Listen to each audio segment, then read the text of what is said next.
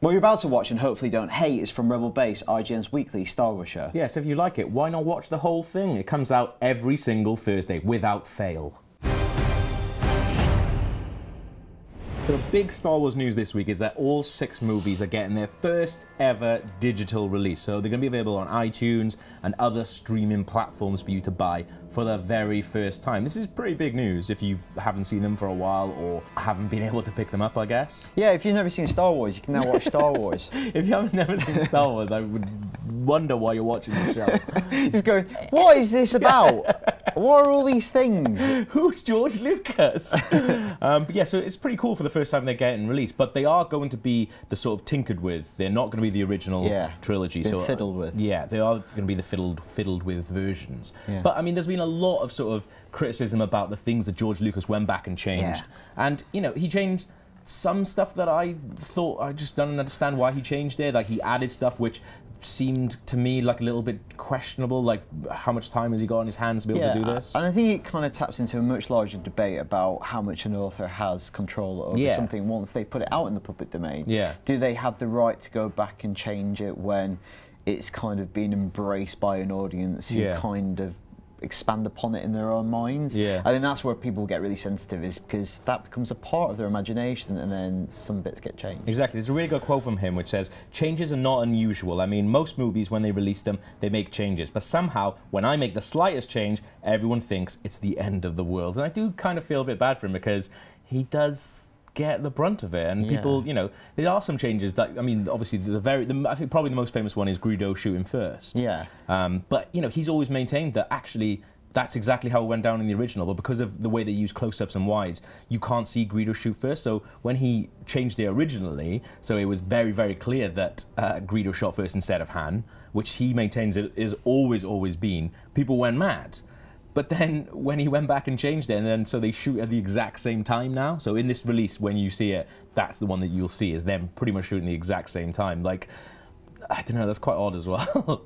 But without getting too pessimistic, not all the changes Lucas made to the films were necessarily bad. So we're going to go through 7 changes that we actually think, arguably, we can understand them and arguably even make the films better. Okay, yeah. My first one then is changing from English to Aurebesh. So Aurebesh is like the Star Wars language, I guess, that you can see in quite a lot of the extended universe stuff. So a lot of video games and comic books, like more like sort of symbols and things like that. You see on quite a lot of like consoles and computers and stuff like that in the Star Wars universe, but they didn't really come up with it until, I think, Empire. Yeah. So on the original New Hope, you see like the famous ones like the tractor beam gauge, and you see like the original had English language. He went back and changed that to Aurebesh. So because Aurebesh started appearing from Empire and appeared in everything else. And the reason I think that it's a good change is because it helps establish Star Wars as like this big universe. The Bible's been rewritten in Klingon. People learn Elvish, you know, like it is an actual language. And having Aurebesh as his actual thing really helps to, you know, sort of just bulk up the universe a bit, world building. Exactly, it's like when you're a young kid and you've got this money to make this like sci-fi movie. Probably top of the list is not going to a linguist and developing an artificial alien language. But it's true that something comes with like much bigger productions where they have the pre-production time to go, this would be great for like the world's authenticity. Yeah. So my next one is the explosions that are used when the Death Star blows up at the end of New Hope, end of Return of the Jedi, spoilers. Yeah. In the originals, in the originals, they used just a stop explosion. It was like an explosion that you would see just everywhere. It's like, like you know, Wilhelm scream. Exactly, It's kind of recycled Hollywood effect, because, you know, we forget now that Star Wars has unlimited resources, but at the time it was kind of a dicey production. You know, it was going out there on a limb, and one of the ways to save money was to use kind of, because they were spending a lot of money on special effects anyway, save money by using stock explosions. And in the remasters, they use this cool praxis effect, which is also used in a whole bunch of other sci-fi movies. It's kind of the explosion that you recognise when something blows up in space. Like basically a nuclear explosion in space. It's used when the Nostromo explodes. That's right, that was one of the first times it's ever been used as well. Yeah, and Star Trek is used in a Star Trek movie. I think it's even used at the end of Armageddon. And it's basically, you see it, it kind of taps into like kind of the visual vocabulary of sci-fi movies. Yeah. I think that's a cool change. It's much better than using kind of just a standard explosion. Number 3 is a really weird one because it's something that Lucas originally changed himself in the 1997 special editions, but then took out for the DVD release. So it's in Empire. When Luke jumps off the edge away from Vader, they use like this really horrible scream of him sort of like screaming, but it's like oddly enough, it's Palpatine's scream from Return of the Jedi. So they recycled that scream for that bit, which one is odd anyway that he's used that scream, but two, doesn't really fit in with the narrative because Luke did the jump himself and he actually thought about what he was going to do, so having him scream doesn't really work, and like fans reacted to it really badly in the 1997 versions. So it was something when the DVD release came around, Lucas was like, I'm going to change that. I'm it's a take weird it back change, out. isn't it? I wonder what the rationale for is. He didn't have to change it to that, like in the 1997 re-release. It's really odd why he used it. I guess only he knows, but he took it out, so it's not going to be in the digital release. Didn't commit to it. Thankfully.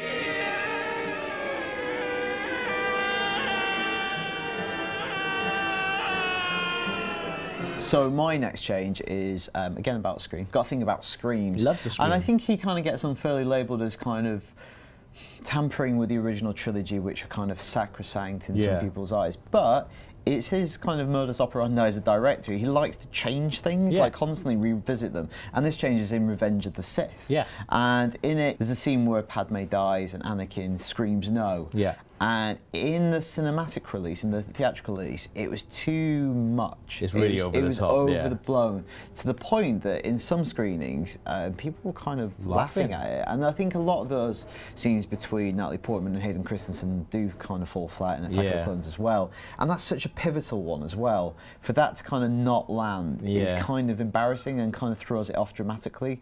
So when they re-released the movie on DVD, they kind of tweaked that to make it less kind of... So it's still there. The no is still there, and you can still find it. But it's like it's not as bad as it was in cinemas. It's still quite just bad. less. Yeah, it's just less bad. Number 5, and I think this is a really cool change actually, is that they changed. So Boba Fett originally is voiced by just some random dude, some like voice actor, but when they went back and released it for DVD in 2004, they redid it so it's voiced by Jango Fett, so the guy who played Jango in Attack of the Clones. So instead, so when you hear Boba Fett now in Empire Strikes Back, because Boba Fett is a clone of Jango, he has the same voice. And I think that's awesome because it just adds to it and it just sort of keeps the sort of mythos going. That's one that people do have real like problems with, though, isn't it? Why? I think that's an awesome one. I feel like because that is now canon. Yeah. If you want to believe in the bigger Star Wars canon, you have to kind of give yourself up to to that. I think anything else is kind of like irrational. As much as you like the original Boba Fett, and that's part of your childhood, and it's the attachment to that character that it makes it hard to override that. But if you want to get behind Star Wars, that is the canon. I'm on board. I like that change. I really like it. It adds to it. It doesn't take away anything. It just adds to it. Yeah, so my next one is also kind of to iron out one of those continuity problems. Yeah. Is having Ian McDiarmid as the Emperor in Empire Strikes Back. Yeah. When he wasn't in Empire Strikes Back, he was in Return of the Jedi. That's right. And there's something quite interesting about his role in the movies because he was quite young but played all as the Emperor. Yeah. They kind of looked out when it came around to doing the prequels that he could play Palpatine. Yeah. But in the original movie, I'm going to read this out. It's kind of a really weird amalgamation of things when the Emperor first appears. It's mad. Yeah. It is mad. So it was Elaine Baker, who was the wife of makeup designer, the legend Rick Baker, with superimposed chimp eyes and the voice of Clive Revel. Yeah. It's no wonder that was untenable going forward. Can we get Elaine to have little chimp eyes implanted in her head? That's the thing, and when you look at the two versions like side by side, the new version looks way better than the old version. Yeah, and also I think that's kind of got less heat. You know, again, this talks about irrationality. Yeah. Like the Boba Fett change, I think people will have a problem with that more because attachments of Boba Fett. But this is the same thing. It's kind of retconning, and it's because Ian McDiarmid is the Emperor. It's easy kind of like to stomach for a lot of people, I think. I think so, but I think it really adds to it because say now you're watching those films now, like that wouldn't make any sense to you. Like it would if you were watching them all in one big sitting. Like he's changing things for that audience, for that new audience who are going to go back through and watch it for the first time. Interesting question. Slightly on a tangent here. Yeah. 20 years time, what would you do if like Marvel went back and rotoscoped Mark Ruffalo into the Incredible Hulk? How did, like, that's a similar kind, I know that's like a much more exaggerated instance because it's an entire movie, but we might get to a point where like the MCU, you know, in 10, 15 years time gets reissued. And they might tweak little, do you not think they might tweak one or two things?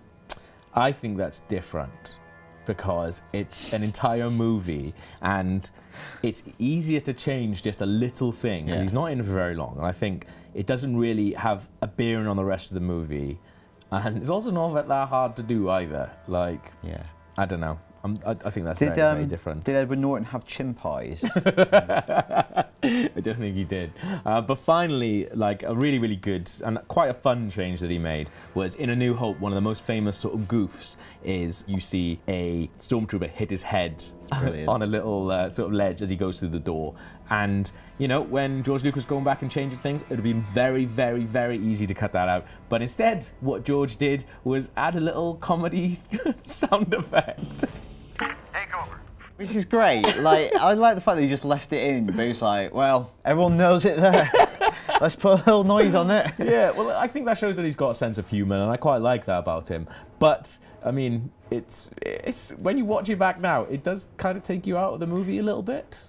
In my head now, I'm imagining it to be like some kind of doink. It is. That's exactly what it is. It's we will have some of it in the show so you can hear it for yourself. Can we have doinks when we like, do pratfalls? Yeah. Okay, good. But those are some of our favourite changes that George Lucas made. But what do you think? Do you think he made good changes, bad changes? Let us know, rebelbase@ign.com. Yeah, until next week, for everything on Star Wars from now until forever, stay right here on IGN.